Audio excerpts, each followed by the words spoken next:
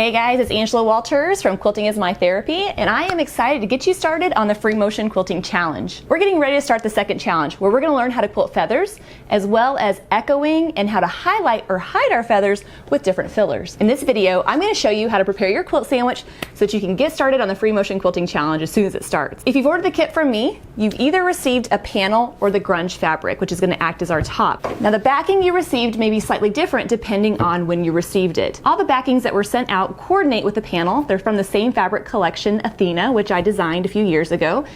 And so yours might not look like this, and that's totally fine. Just know that it's going to match your panel or your grunge fabric. Now, when I put together the kit, I made sure the backing was larger than the quilt top. Even though this fabric is 44 inches wide and so is our panel, I wanted to have extra fabric on the sides so I would have something to hold on to. That way when I get to the edge of the quilt, I'm not kind of trying to hold it by my fingertips. Usually, I like to give it a good 4 to 6 inches on all sides. That's especially the case if you're long arming, but if you're long arming, I'm sure you already know that.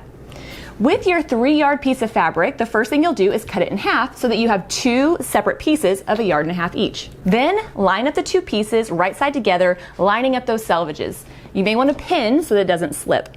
Sew those pieces together using a 1/2 inch seam allowance. This is going to help give the backing just a little bit more stability. Now that you have your big piece of backing, you could go ahead and trim off those selvages if you'd like. Since the selvage fabric is a little bit more tightly woven, you might not want that in your quilt. The reason that I remove the selvage after I sew it together and not before is those selvages give me a nice straight edge, making it easier to line up those 2 pieces. Now, whether or not you take off your selvages, something that would be helpful is to iron the seam open.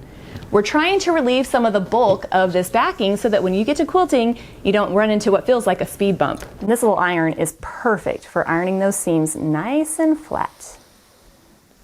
Once you have your backing pressed and ready to go, then you can go ahead and layer your quilt sandwich as normal by putting on your batting and then your quilt top, whether it's the panel or the piece of fabric. Now, how you base the quilt is completely up to you. Doesn't matter, you could use fusible batting, you could use spray basting, or you could even use pins, just as long as you hold those 3 layers together.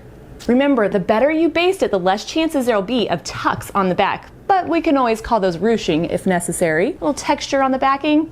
I don't know, I'm sure we can come up with some good reasons for it. Once your quilt sandwich is put together, you're basically ready to start quilting. Now, unfortunately, we are sold out of the panel, so if you didn't get it that in time, no worries. You can still order the grunge kit, which comes with the coordinating backing and binding. And I'll have instructions for you in the first lesson on how to mark out your piece of fabric. It won't look exactly the same, but you'll still have fun learning the designs. Okay, so gather your supplies. I'll see you in the next video where we learn how to free motion the basic feather.